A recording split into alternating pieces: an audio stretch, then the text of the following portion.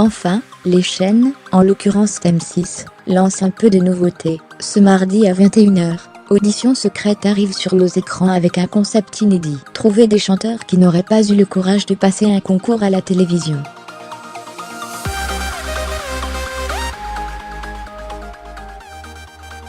Si le concept de départ nous avait laissé un peu sceptiques, la réalisation est mieux qu'escomptée.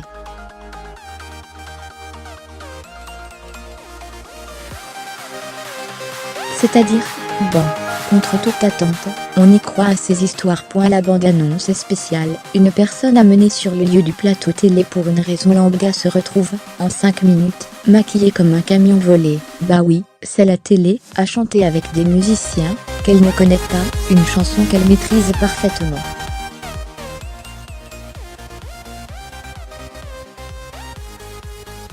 On veut bien croire au Père Noël, mais à ça, non point en fait, c'est faux. La personne en question vient sur le plateau, accepte l'idée de chanter devant des spectateurs, et des téléspectateurs, et repart tranquillement se préparer avant de revenir faire sa prestation 2 jours après.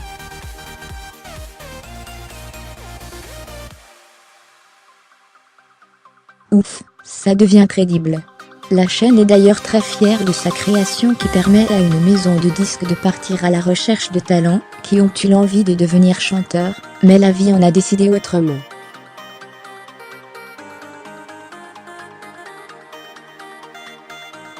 Outre ces chanteurs au profil un peu particulier, l'émission tient plus de la Starac ou de Popstar que de nouvelles stars.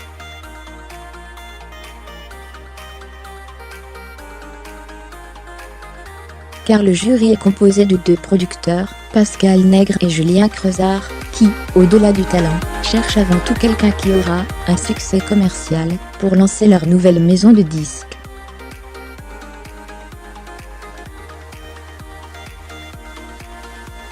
Nous, on aura perdu du temps et du pognon s'ils ne vendent pas de disques. Alors que dans les talents chauds, le jury se fout de l'après, résume Pascal Nègre.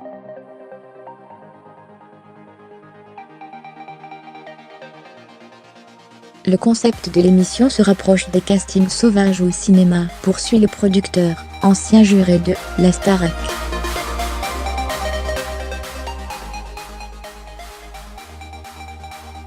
On découvre d'abord des êtres humains, ce sont des proches qui croient tellement en une personne qu'ils l'inscrivent.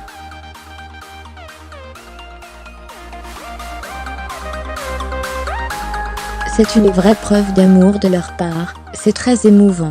D'ailleurs, comme les chanteurs, les familles pensent venir pour un mini-concert, et non pas pour une audition, avec des professionnels du milieu.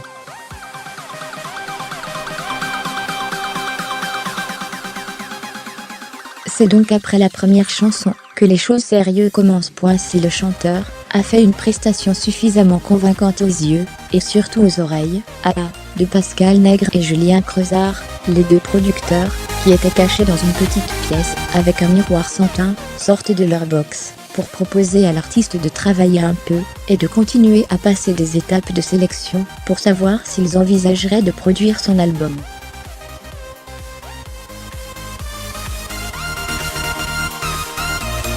Dans ce cas, c'est la grosse surprise pour la famille et le chanteur. Quand ça ne leur plaît pas, ils n'apparaissent pas, et l'artiste s'en va après avoir fait ce pourquoi il était venu, chanter devant un public, et à la télévision.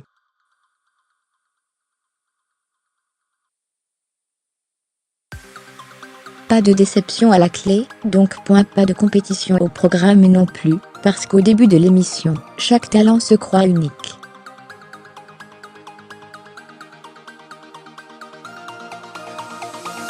Et, mine de rien, ça change l'ambiance. Ce mardi, parmi les piégés, vous découvrirez Maud, une étudiante qui croit venir à un cours de yoga, et a été piégée par son père.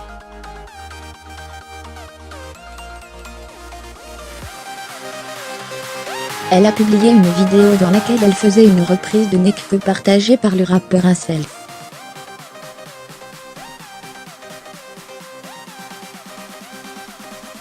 Résultat, plus d'1 million de vues, et autant d'espoir, vite déçus face aux méandres dans lesquels elles sont aussitôt tombées.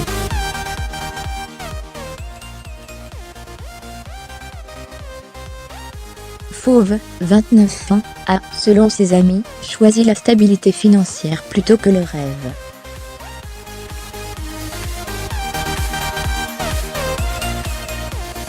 Mais ces dernières, qui l'ont emmenée pour un stage de pâtisserie, ont décidé que la chanteuse devait tenter sa chance.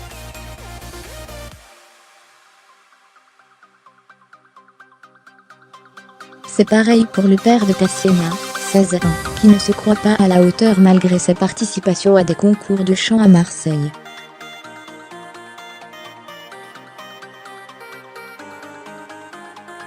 À chaque fois, le même suspense, le stratagème de l'émission, qui permet d'amener les candidats dans la pièce située sur le plateau, et dont les murs tombent pour laisser place au plateau de télévision, le choix de la personne, et la chanson.